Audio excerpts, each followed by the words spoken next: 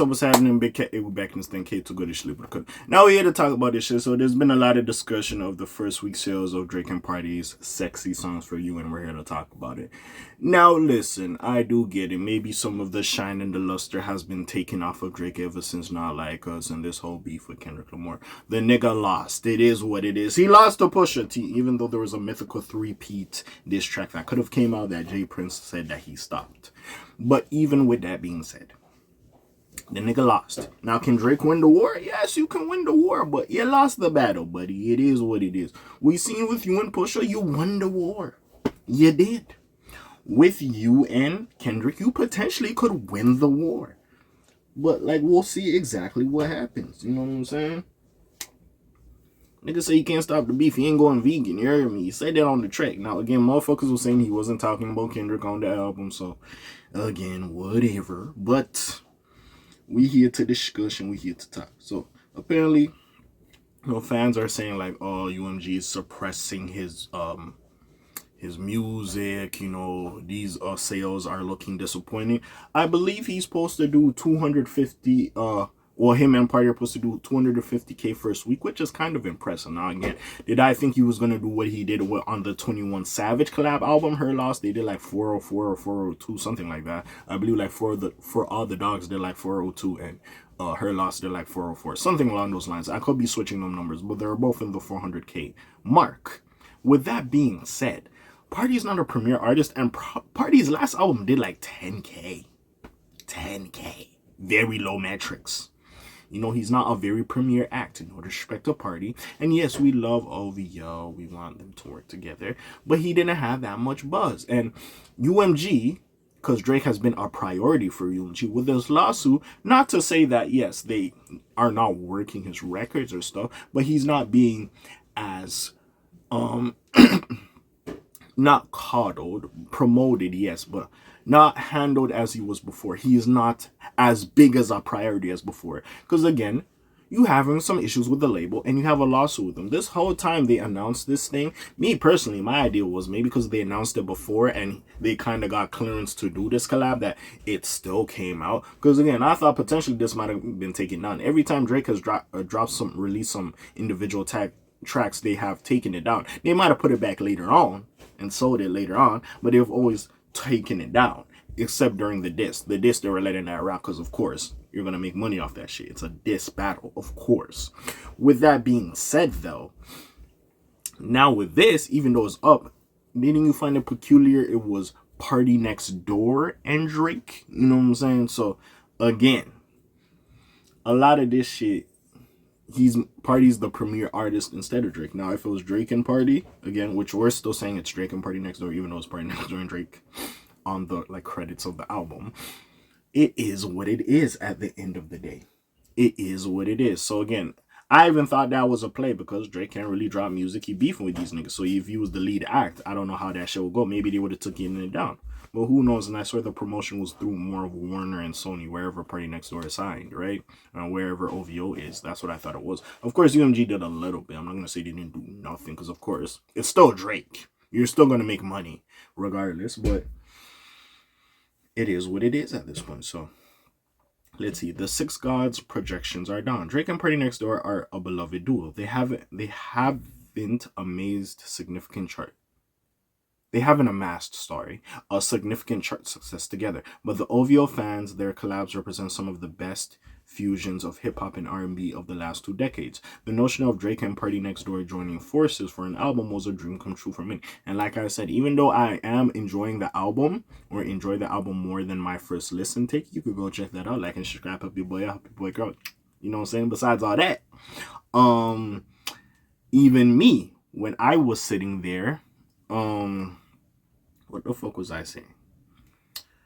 When I was even sitting there, I felt like it was a little bit lackluster. Because if you're selling me Drake and Party collab, I feel like Party should have been there more. Don't get me wrong. I know these Drake collabs. Besides Future and him were like on the album majority of the same time. But I know how these Drake collabs go. Like, especially with the 21 Her Loss one, it sounds like Drake featuring 21. This sounds like Drake featuring Partynextdoor. Even though, and it's crazy because Partynextdoor is the leading artist. His name is first, which is insane. But With that being said, like again, because we've been waiting for this and we wanted these two to collab more, and it's like, oh, it's Party and Drake, it's Drake and Party. Like, we're like, hey, you know what I'm saying? So I did want a little bit more. Some of these shits felt slapped together. Some of these shits Drake had, and he was just like, Party just filled this in. Like, again, it could have did more. Shit. At this point, he might as well do a fucking collab album with his young Carnal, Chino Pacas. I'd probably enjoy that more. Hey, listen, I ain't gonna lie. Listen, call me Padre, meet me your Padre, whatever. Hey, listen, y'all play that in the right club. Listen, I'm gonna propose to a little girl. But anyways, we here to talk to this now. We here to talk about this. At least it seems so on paper. DJ Academics has released the first week sales projections for Some Sexy Songs for You, the anticipated collab, and compared the rest of Drake's career. They are disappointed. They didn't like Dark Lane demo tips, and like honestly, never mind, technically do more less, because basically it's projected to do 250K copies first week, which I think is good. I think it's good. Like, listen, with Drake and 21, especially the run 21 is on, it makes sense for them to, yes, over 3K. Yes, I do understand that. And to be fair, like, it's cool. Now, again, I don't know what Kendrick did first week. It is what it is. Now, Weekend, that nigga, Weekend, I don't know y'all niggas was trying to do 400, because 400 ain't no way. But yeah, I thought 200 to 250K, that's a dub. That's a win, in my opinion. I thought that y'all doing very good numbers. Now, do you know how many artists wish they could do, what's it called, 250K? I'm pretty sure the motherfuckers that signed Ice Spice thought you were going to at least do 100K. You know what I'm saying? So, again, I'm thinking this good for them. This is just me. I'm thinking this good for them. Now, yes, it's the lowest performing collab album, but you gotta understand, this nigga had Future off the hype of Dirty Sprite to off that legendary Future mixtape run.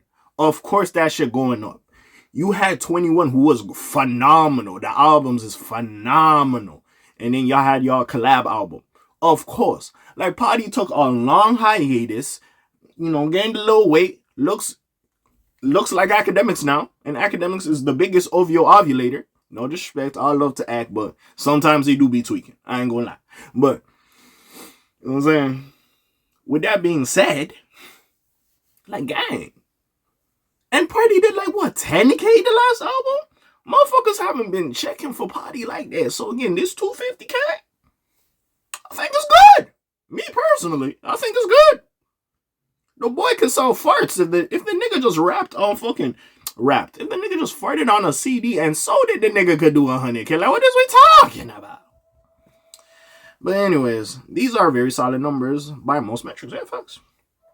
Even points out that Drake and P&D's collab will top a Billboard 200 with room to spare. It will easily be number 1 next week, beating number 2 by at least 100K, the streamer tweeted. By Drake's standards, though, these first week sales are alarmingly low. Drake is a commercial first. Also, we do have to admit, I know 2022 or 2023, whenever he dropped like For Other Dogs and Her Loss, yes, he did like 400. But album sales are different now.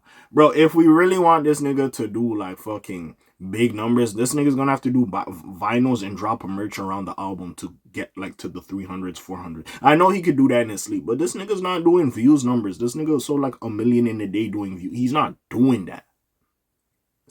No nigga's really doing that. Unless like Kanye just has a rebirth and he gives us like the graduation to My Beautiful Dark Twisted Fantasy. He gives us that run again somehow. That's the only way I can see a nigga doing that shit.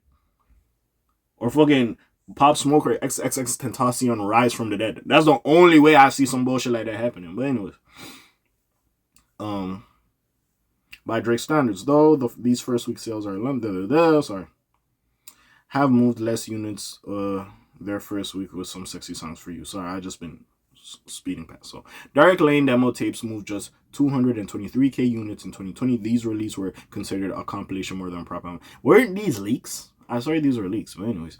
However, many of the songs had leaked. Yeah, thank you. Plus, Drake broke news of Dark Lane shortly after it dropped. There were barely any time to drum up anticipation. The other album that sold less than 200K first week was honestly never. Yeah, niggas were not fucking with that. I ain't gonna lie. That album, like, that shit was just like, nigga, what is this? Decided to drop an album on fans at last minute. There was no single, nor the usual press rollout that comes with a huge studio release. The album, which is still considered one of Drake's most polarizing, sold only 204K first week. The Six God has been making hits for a decade and a half. It's unfair to expect that he would continue to put up the numbers he did in 2020 and 2016's Views or 2018 Scorpion. Even but that nigga was doing a lot of promotion around those albums as well. Even if we look at his recent releases, though, the projections for Some Sexy Songs for You are concerning. Drake's last collab album, Her Loss in 2022, moved 404K units first week. Then there's For All the Dogs in 2023, which sold 402K in its first week. Again, bro. Yes, did Kendrick take some light away from this nigga? Yes, but again, I don't think this is the end. Again, I want to see what his solo album does before I start all this shit. But again, we'll see exactly what happens. I don't think 250K is bad. I don't really think it's bad. But what do y'all think? Comments down below, links in the description. This video already too long. But anyways, it's your friendly neighborhood K.A. signing out for today. The Black TJ there while they're doing this thing. My name ring bells like Quasimodo. Hit like, subscribe, change a little bit more there. And I'm gone. Shlime Zoom. Peace, y'all, gang. Aye.